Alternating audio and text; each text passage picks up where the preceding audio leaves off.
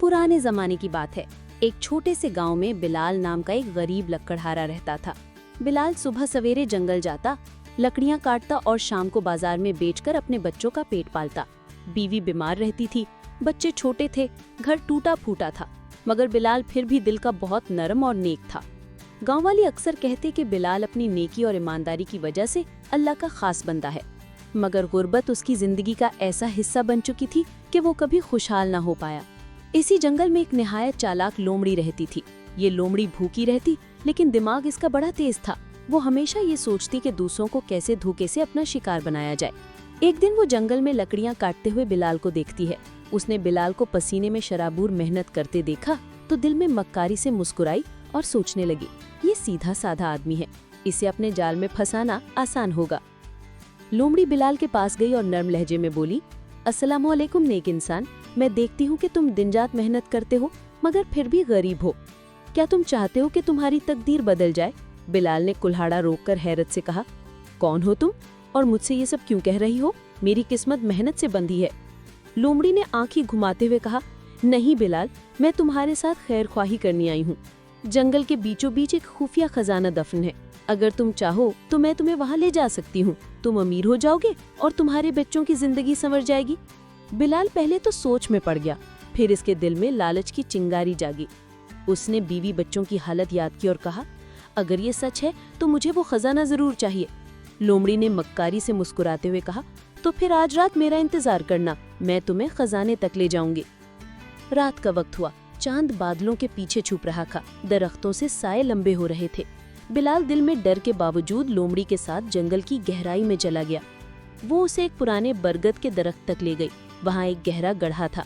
लोमड़ी ने कहा, ये खजाना इसी गड्ढे के अंदर छिपा है, मगर ये इतना भारी है कि अकेले में नहीं निकाल सकती। तुम अंदर जाओ और संदूक बाहर धकेल दो। बिलाल कांपते हुए गड्ढे में उतरा। कुछ ही लम्हों बाद वाकई उसे लकड़ी का बड़ा संदूक नजर आया। वो खुशी से चिल्लाया, ये रहा खजाना, वाकई सच कह रही थी तुम। लोमड़ी बाहर से बोली, जल्दी से ऊपर भेजो। बिलाल ने बड़ी मशक्कत से संदूक धकेला।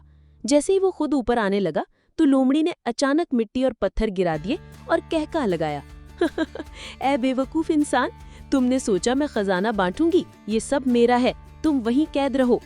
बिलाल चीखता रहा, ये नाइंसाफी है, मैंने तुम पर भरोसा किया था। मगर लोमड़ी हंसती हुई संदूक घसीटकर ले गई। रात गुजर गई। बिलाल अंधेरे गड्ढे में कैद दुआ करता रहा, या अल्लाह मुझे बचा ले, मैंने लालच में आकर गलती की। सुबह के वक्त कुछ गांव वाले लकड़हारे वहां से गुजरे। उन्होंने बिलाल की आवाज सुनी और उसे बाहर निकाला।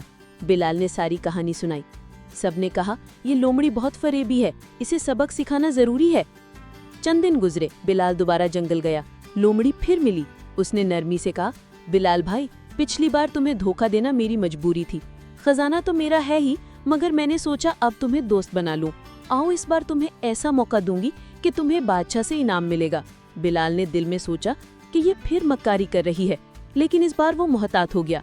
उसने कहा, ठीक है, देखते हैं तुम क्या करती हो। लोमड़ी ने उसे एक महल की तरफ ले जाकर कहा, यहाँ के बादशाह के बाग में एक अनोखा परिंदा है, अगर हम वो पकड़कर बादशाह को लौटा दें तो वो तुम्हें सोना और जागीर देगा। बिलाल ने कहा, ये चोरी है, ये सही नहीं। लोमड़ी ने मक्कारी से कहा, ये तुम्हारा इम्तिहान है।